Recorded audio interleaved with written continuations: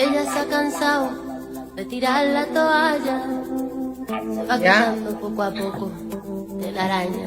No ha dormido esta noche, pero no está... Muy bien, ahora sí estamos nuevamente conectados. Nuestro próximo invitado es el doctor Rodolfo Quiroz, él es gerente de la clínica Foyanini.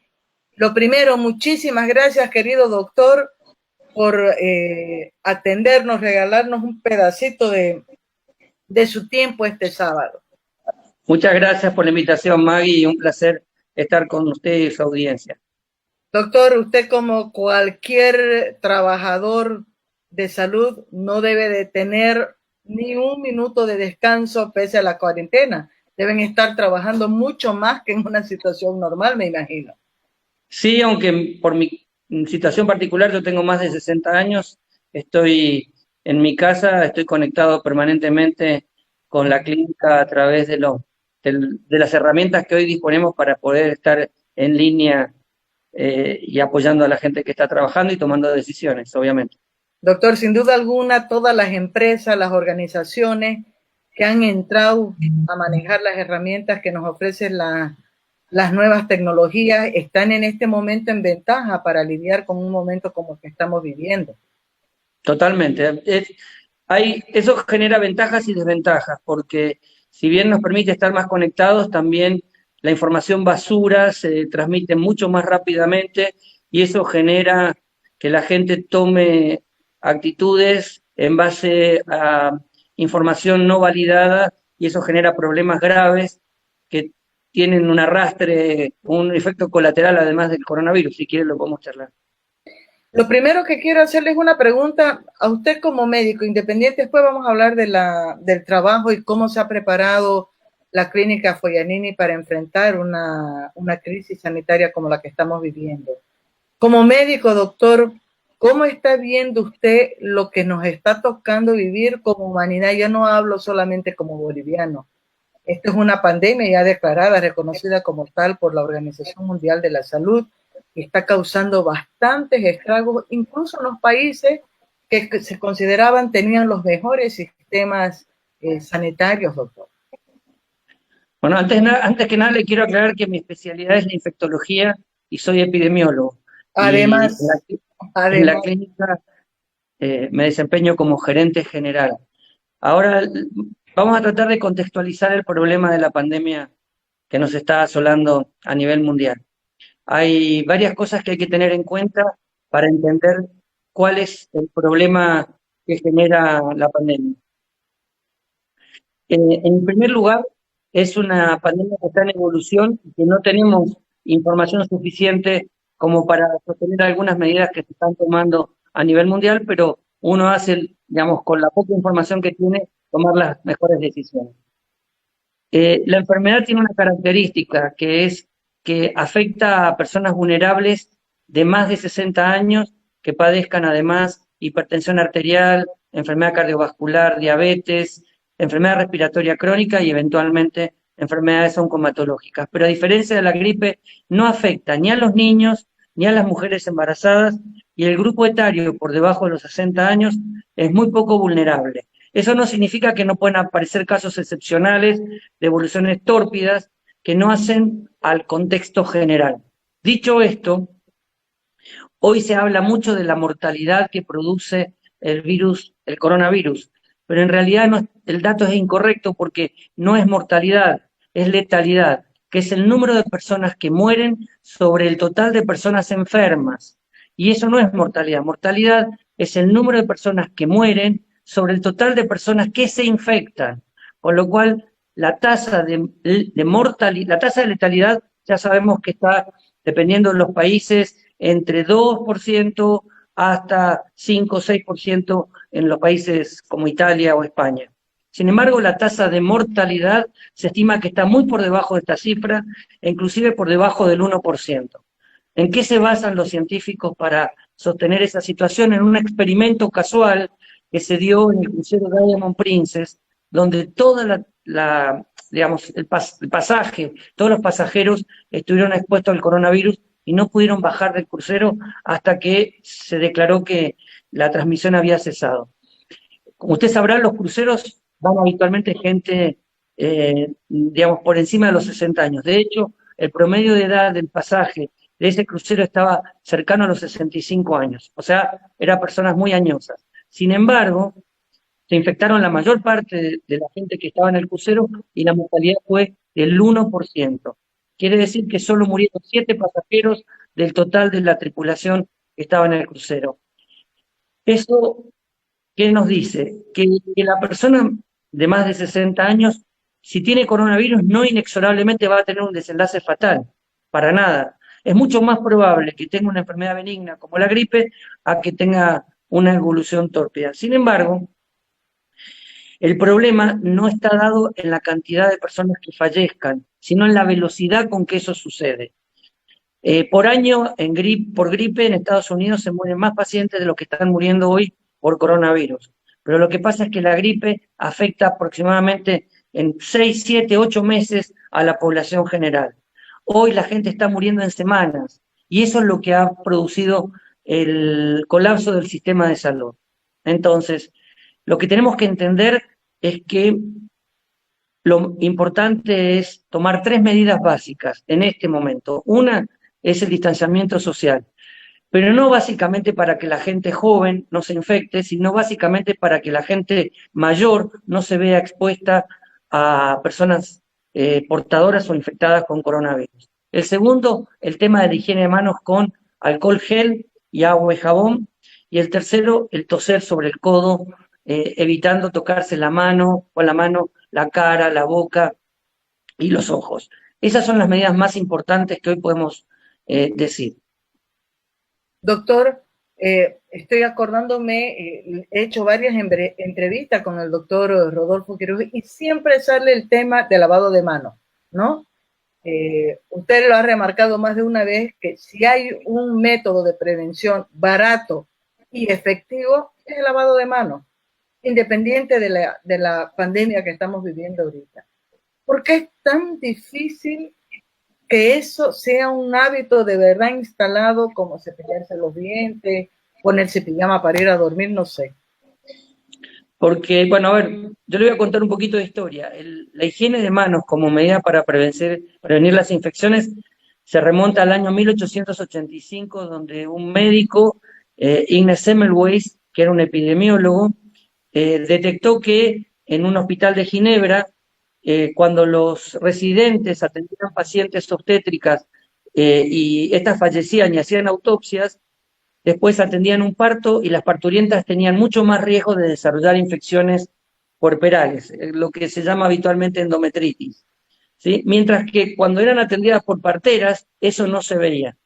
Lo que él descubrió, en ese momento no se sabía cuál era el motivo de la transmisión de estas enfermedades, lo que él observó es que los residentes, después de atender o de hacer autopsias, no se higienizaban sus manos y atendían después un parto, mientras que las parteras no hacían autopsias. Entonces él empíricamente dijo, bueno, hay algo que está pasando en el proceso de hacer una autopsia y después atender un parto. Y lo que él recomendó en ese momento fue el germen de lo que es hoy el dispensador de alcohol gel. Él no sabía, digamos, que el alcohol podía tener ese efecto y lo que le recomendó a los médicos que hacían autopsias es que después de hacer la autopsia, acuérdense que en ese momento no había guantes, higienizaran sus manos con cal sodada. Bien, con eso él logró disminuir significativamente la tasa de infecciones en las parturientas y prácticamente se igualó a la tasa de complicaciones con las parteras obstétricas. Eso fue en el año 1885. Desde el año 1885 hasta fines del siglo pasado, principios de este siglo, se estuvo recalcando la importancia de la higiene de manos, pero nadie tomó conciencia y era muy común ver que el personal asistencial, en especial los médicos, no adherían a la higiene de manos. A partir del 2000, con la participación de la Organización Mundial de la Salud, se empezó a hacer hincapié en la importancia de la higiene de manos. Se acuerda que habíamos hablado los 5 momentos, 5 continentes, el día 5 del mes de mayo, que es el 5º mes. Sin embargo, la realidad es que la gente reacciona por miedo y no hubo ningún cambio en la conducta hasta que apareció la pandemia de H1N1, donde toda la gente prácticamente se bañaba en alcohol gel. Desapareció la pandemia H1N1 y volvimos a estar en la misma situación anterior, donde la adherencia a la higiene de manos, tanto de la gente común como del personal de salud, era extremadamente baja. Y ahora nos sorprende el coronavirus. Si nosotros hubiéramos cambiado nuestros hábitos, estaríamos mejor preparados para resolver esta situación. Y ahí le digo una cosa importante. Los países que van a lograr subsistir a esta pandemia son aquellos que logren cambiar sus hábitos. Los que no cambien sus hábitos, la pandemia los va a arrastrar. Si no logramos entender que la higiene de manos, el toser en el codo, el distanciamiento social son las medidas que hoy tenemos para combatir el virus, obviamente no vamos a poder controlar la pandemia. Doctor, en los hechos no hay país que esté preparado para enfrentar una pandemia como esta, considerando las puntualizaciones que usted ha hecho, que ha colocado muy bien al inicio de la entrevista, que es lo grave de lo que estamos viviendo en este momento es por la rapidez con la que se está produciendo o reproduciendo el contagio, ¿no? Ya no hablamos de semanas, por día se están muriendo las personas, ¿no? 200, 300 por día. Es así, y bueno, a ver, el tema concreto es que tenemos que entender que esto se va a prolongar por varios días más, porque las medidas que se están implementando en Latinoamérica, sobre todo Bolivia, Argentina, Chile, de implementar cuarentena, a diferencia de otros países donde los líderes siguen, digamos, negando la situación, hace que nosotros estemos anticipándonos a lo que ha sucedido en nuestros países. Las curvas todavía, si bien tienen una tendencia exponencial, sobre todo en la ciudad de Santa Cruz, están muy por debajo de las mismas fechas que aparecieron en España. Sin embargo, lo que hay que entender es que va a haber más casos de pacientes infectados, pero como le dije antes, eso no es lo crítico. La gente se va a asustar en la medida que aparezcan más pacientes infectados. Pues yo le hago este ejemplo. Imaginemos que hoy disponemos para hacer el test a toda la población de Santa Cruz. ¿Cuánta gente cree usted que nosotros detectaríamos que está infectada con coronavirus? Ni idea, doctor. Mucha gente. Cuando le digo mucha gente, es mucha gente al estilo boliviano. Harta gente estaría infectada con coronavirus. Bien, ahora esa gente no está consultando al sistema de salud, porque muchas de ellas están en sus casas con un cuadro simple, algo de poco fiebre, un poco de tos, eventualmente mucho decaimiento, etc. Ahora bien, ¿qué es lo que a mí me preocupa como epidemiólogo? La cantidad de muertos, porque la cantidad de muertos es lo que va a determinar cuánto va a ser jalado el sistema de salud. Porque el paciente no se muere en la casa, en general, antes de fallecer, empieza a demandar atención. Y sabemos hoy que del 100% de las personas que se enferman de coronavirus, en números redondos, 80% van a tener un cuadro leve, que en Argentina, por ejemplo, estaban internando, cosa que yo no comparto, ahora Argentina está reviendo esa situación, porque genera la exposición del personal de salud a la atención de pacientes con un cuadro banal, como una gripe. Pero el 20% van a requerir atención institucional. De ese 20%, 15% van a ir a una sala general, porque lo único que tienen son factores de riesgo y uno lo que quiere monitorear, hablo de una persona, por ejemplo, de más de 60 años, con alguna patología, hipertensión, como dijimos antes, diabetes, etcétera, va a tener que ser controlada. Pero hay un 5%, ¿sí? 15% en sala general y 5% que van a requerir terapia intensiva. Ahí está el problema, las camas de terapia intensiva. Ahora bien, no es tan importante la cantidad de camas con que hoy tenga Bolivia, sino la cantidad de camas adicionales, excedentes, que hoy no están ocupadas. Y ahora le comento lo que usted decía del colapso del sistema de salud. Todos los sistemas de salud en el mundo están preparados para tener más del 90% de sus camas de terapia intensiva ocupadas, y con un excedente muy pequeño para situaciones, digamos, estacionales. Sin embargo, esto, como sucede, como usted dijo, en días o muy poquitas semanas, en realidad el sistema se satura porque no tiene la capacidad de atender a todos los pacientes. Por eso mi preocupación por parte del gobierno no es de que me digan cuántas camas de terapia tiene Santa Cruz, sino cuántas camas de terapia no están ocupadas en Santa Cruz.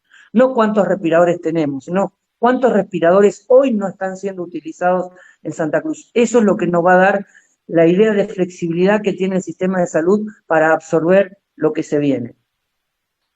Pero es una realidad preocupante, ¿no? Lo estoy escuchando y estoy recordando un ejercicio que ha hecho el doctor Oscar Urenda, que es el secretario departamental de salud en Santa Cruz, a propósito de estas estadísticas que me parece son las que están manejándose a nivel mundial. El 80, el 20, el 7, el no sé cuánto por ciento que llega a fallecer, ¿no?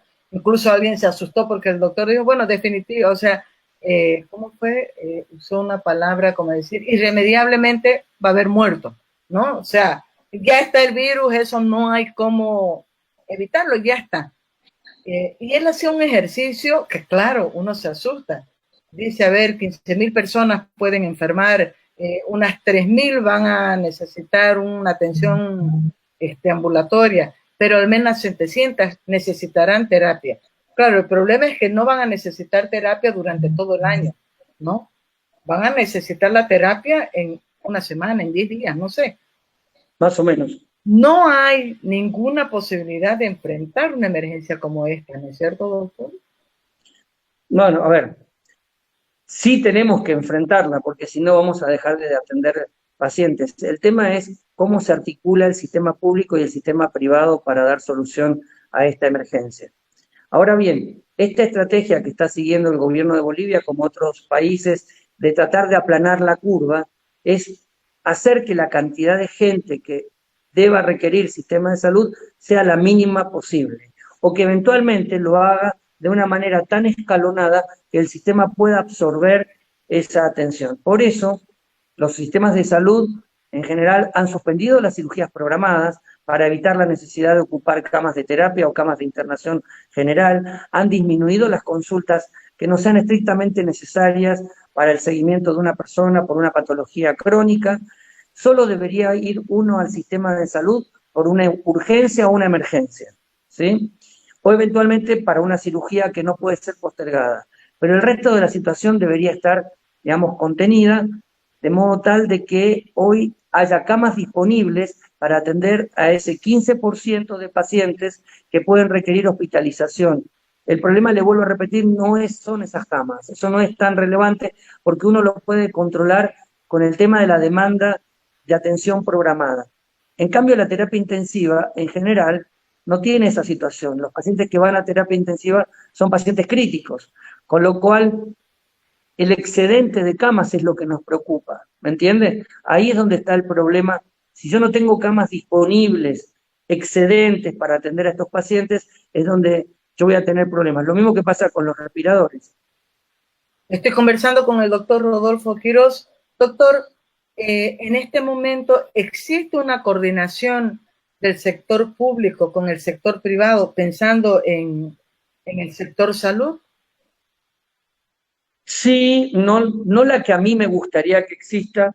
Sí tenemos comunicación, sí tenemos comunicación con el CEDES. De hecho, en todas las instituciones de salud se han atendido casos sospechosos en el área de emergencia a través de un triaje, y estos pacientes, algunos han resultado ser positivos y se han derivado a sus casas, y la clínica está siguiendo los pacientes en sus casas sin ningún inconveniente. La gente está cursando un cuadro banal y muchos de ellos han recuperado, y en ese sentido sí tenemos comunicación con el CEDES para poder tener la información oportuna de la situación de los pacientes y poder colaborar con el seguimiento.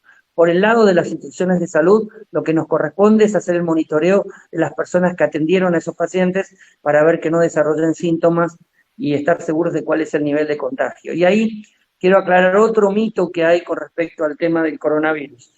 Cuando uno lee, digamos, la información, pareciera que inexorablemente todos los médicos y enfermeras que atienden a un paciente con coronavirus van a terminar contagiados de coronavirus, y eso no es así. Los datos de grandes números, más de 100.000 pacientes infectados por coronavirus, mostraron que solo 1.700 médicos y enfermeras o personal de salud en general adquirieron la infección, utilizando las medidas de protección que hoy se recomiendan a través de la Organización Mundial de la Salud. Y esa tasa de contagio es bajísima. Lo que pasa es que uno dice, bueno, el primer médico que atendió a un paciente en Wuhan se murió. El probablemente ese médico no tenía ninguna medida de protección porque no sabía a lo que se estaba enfrentando.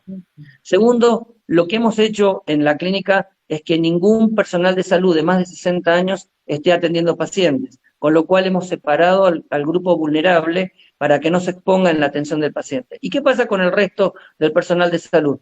Va a tener una enfermedad que probablemente si se contagia, y repasando y reiterando, perdón, que es muy poco probable que suceda, una enfermedad banal. ¿Entiende? Entonces a veces se agrandan los problemas más allá de lo que realmente es. Doctor, ¿qué otros mitos tendríamos que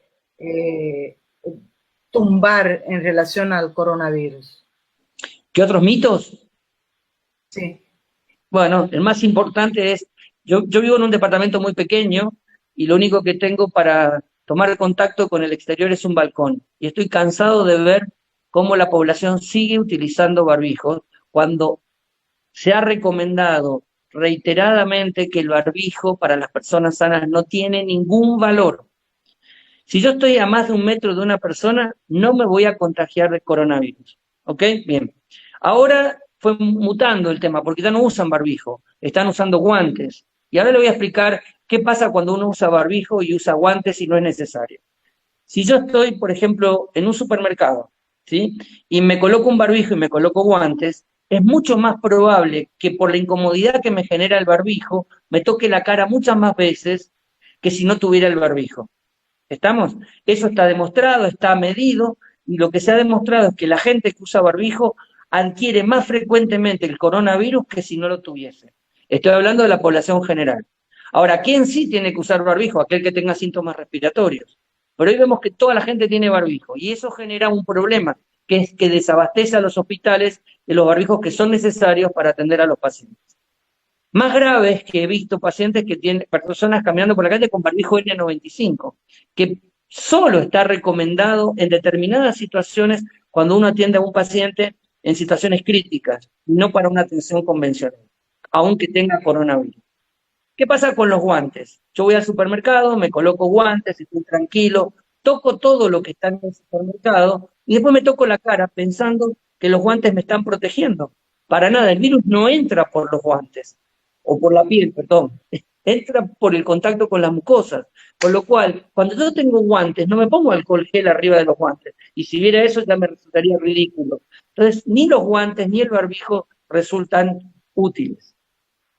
Me parece que ese es un punto importantísimo, doctor, porque le cuento que a una la miran checo en el súper ahorita si no está con guantes o si no está con barbijo. Es un absurdo, esa que se ha reiterado varias veces, lo que usted acaba de decir, y escuchó a las autoridades de ustedes hablar precisamente de ese punto, pensando en que están provocando además un desabastecimiento de material necesario, imprescindible para los que sí están trabajando en las emergencias en salud. Quería comentarle una cosa de por dónde sale el mito del tema del aire. Hubo un trabajo publicado en una revista muy seria de Estados Unidos, que es el New England Journal of Medicine, que trató de intentar ver... No lo estoy escuchando, doctor. Sí, es que tengo una llamada, un segundo. No estoy Ahora escuchando. sí. Ahora sí. ¿Me escuchan? Sí. Ahora sí. Sí, entonces les decía que este trabajo lo que mostró es que en situaciones experimentales donde uno coloca el virus en un aerosolizador, el virus quedaba suspendido en el aire 3 horas. Pero después mostraba que se depositaba en las superficies. Eso no es lo que pasa en una situación real con un paciente hospitalizado. El virus es 5 veces más grande que el virus de la gripe. ¿Ok?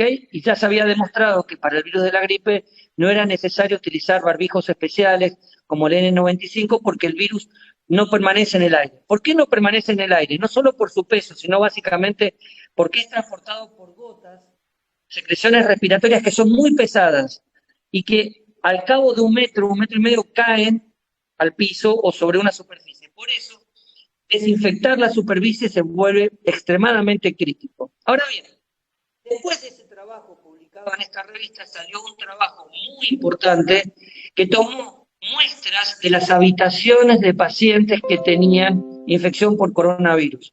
Y lo interesante es que nunca recuperaron el virus del aire. Sí de la superficie, por ejemplo, el timbre, la cama, la baranda de la cama, la mesa de luz, pero nunca lo recuperaron del aire, ¿ok? Con lo cual, el virus no flota, no hay posibilidad de que se transmita la infección porque el virus esté flotando. La única situación en la que el personal de salud se ve expuesto a ese virus que pueda estar en el aire es cuando yo coloco un tubo para ventilar a un paciente, se llama intubación orotraqueal, cuando hago una aspiración de secreciones o cuando le tomo la muestra para hacer el diagnóstico. Fuera de eso, no hay ninguna situación donde el personal de salud tenga riesgo de adquirir el virus porque el virus esté flotando en el aire. Ese punto me parece muy, muy importante. Doctor, usted tocaba de que una medida fundamental en este momento frente a un virus como el coronavirus es el aislamiento. Es la mejor prevención, la mejor forma de evitar una propagación muy rápida del virus. ¿Cómo hacer para convencer de esto a quienes están criticando medidas como la cuarentena, argumentando no que no haya razón, no que no haya una preocupación por el impacto en la economía parada, los problemas de liquidez, etcétera, pero argumentando de que no, de que hay que volver a la vida normal, como lo ha dicho el presidente de Brasil, Jair Bolsonaro, que me mata cada vez que lo escucho, ¿no? Es una exageración, que algunos gobernadores de los estados de Brasil están exagerando, que hay que abrir nuevamente la economía, que los negocios tienen que funcionar y que hay que volver a la vida normal. ¿Cómo convencer a estas personas que estamos viviendo una situación que es muy particular, que necesita una medida de impacto como esta, y es por un periodo corto, aunque el virus va a permanecer por mucho tiempo? A ver, es una respuesta bastante complicada porque, hay argumentos para entender la posición de algunos líderes. No comparto para nada lo que dice Bolsonaro, pero la situación es la siguiente. A ver, cuando uno toma una medida sanitaria como es esta de la cuarentena, que es inédita, es totalmente inédita en la historia del mundo, lo más parecido a esto fue la pandemia de gripe española en el 1918, pero que no fue cuarentena, sino que básicamente fue el cierre de las escuelas, ¿sí? Y que demostró que eso fue efectivo para evitar la transmisión de la enfermedad. Pero recuerde que en la gripe española murieron 75 millones de personas en todo el mundo, ¿ok? No, esto se sabe que no se va a llegar a esa cifra mundialmente con el coronavirus. El problema implica es que si yo tomo una restricción como la cuarentena estricta para toda la población, hay gente que vive de la venta diaria, en Argentina nosotros le decimos cuentapropistas, que hay gente que si no vende o no tiene un ingreso no puede comer. Por lo tanto, aplicar una medida como la cuarentena es necesaria, pero por un periodo limitado de tiempo, porque si no el daño que va a producir la cuarentena es superior al daño del coronavirus. Ahora bien, ¿cómo salir de este problema? En realidad lo que se está recomendando hoy en el mundo es salir de una manera escalonada y tratando de preservar la salud de las personas vulnerables, ¿sí? Supongamos un ejemplo para que usted lo entienda. Tomamos la posibilidad de meter a toda la gente mayor de 60 años que viven en Bolivia y que tienen enfermedades, digamos, que les genera riesgo de tener coronavirus, las ponemos en un barco y los dejamos en un crucero asegurándonos que nadie tenga coronavirus en ese barco. Dejamos que la infección se transmita entre la población general, sabiendo que muchos de ellos van a tener enfermedades banales, y después que toda la población se contagió, aproximadamente entre un 50 y 60% de la población, traemos a todas las personas de riesgo y las ponemos en la sociedad, esas personas de riesgo no se infectarían. Usted me dice, ¿cómo lo sabe? Porque es lo que uno logra con la vacuna antigripal. Cuando uno vacuna a la población con la vacuna antigripal, no tiene una penetración del 100%, pero alcanzando un porcentaje que llega al 50% de la población vacunada, se genera lo que se llama inmunidad de rebaño, inmunidad de grupo. Entonces, cuando yo pongo dentro de ese grupo una persona susceptible, el virus no se puede transmitir. Bien, ¿cuál sería la situación para salir de la cuarentena?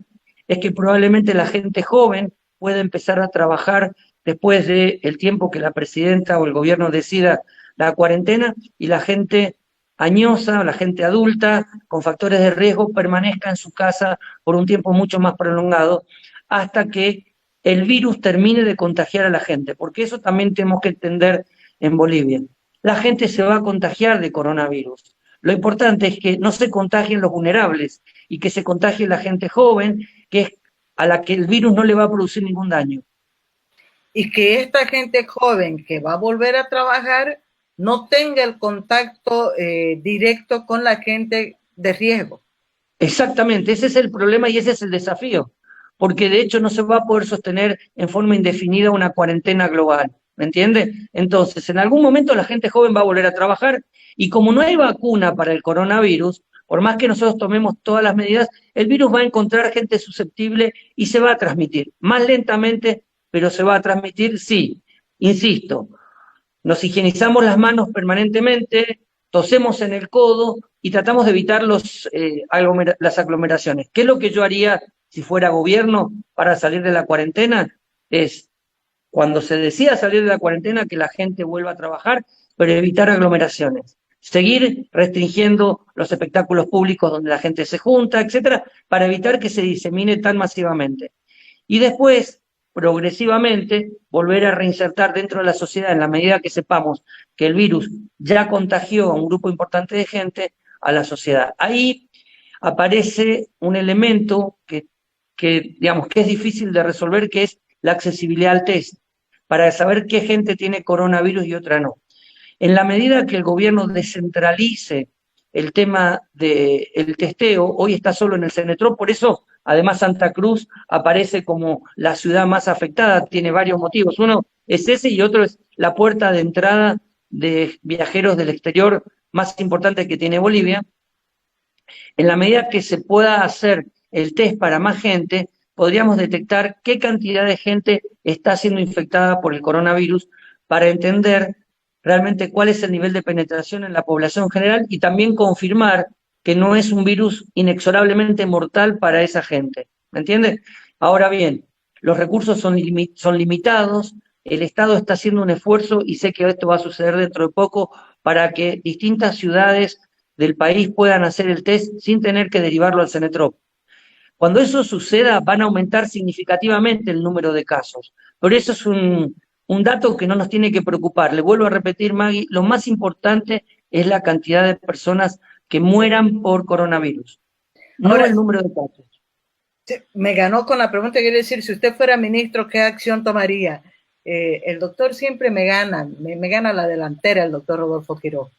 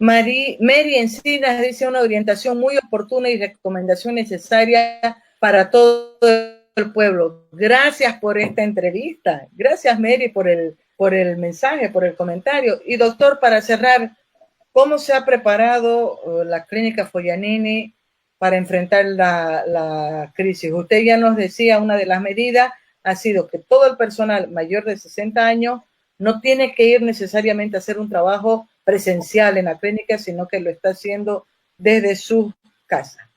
Totalmente. A ver, la clínica, como usted sabe, ha sido acreditada internacionalmente ya hace bastante tiempo, por lo cual todas estas medidas de aislamiento las clínicas las tenía implementadas.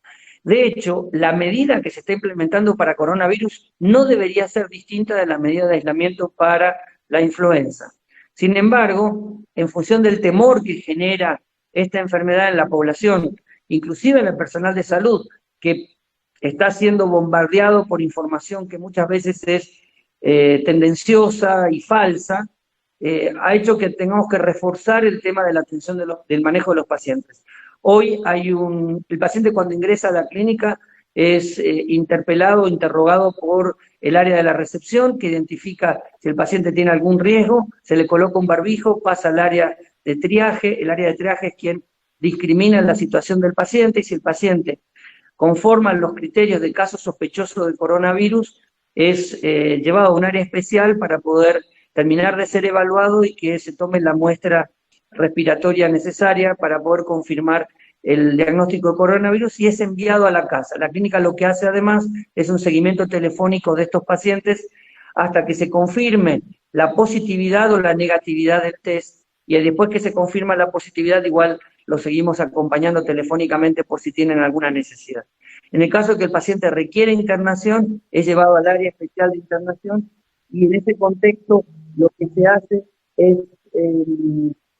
tener todas las medidas de prevención y de bioseguridad que corresponden tanto al paciente hospitalizado como al paciente en terapia intensiva. O sea que trabajo hay mucho por delante todavía, doctor. Totalmente. Doctor, le agradezco muchísimo por este contacto. Creo que ha sido muy valioso, nos ha aclarado muchísimas cosas y vamos a estar en contacto permanente porque esto tira para largo, ¿no, doctor? Totalmente, sí. Vamos a tener que transitar, yo diría, unos cuantos meses hasta que esto esté debidamente controlado, pero lo importante es cumplir con las medidas que el gobierno dicta. Si cada uno piensa que es un libre pensador, el sistema no va a funcionar. Acá no hay lugar para los libre pensadores. Verdad, creo que ese es un punto valiosísimo. Muchas gracias, querido doctor. Un abrazo, cuídese mucho. Un placer, Maggie, y un saludo para toda su audiencia. Bueno, espero que esta charla haya sido de utilidad para todos. Gracias.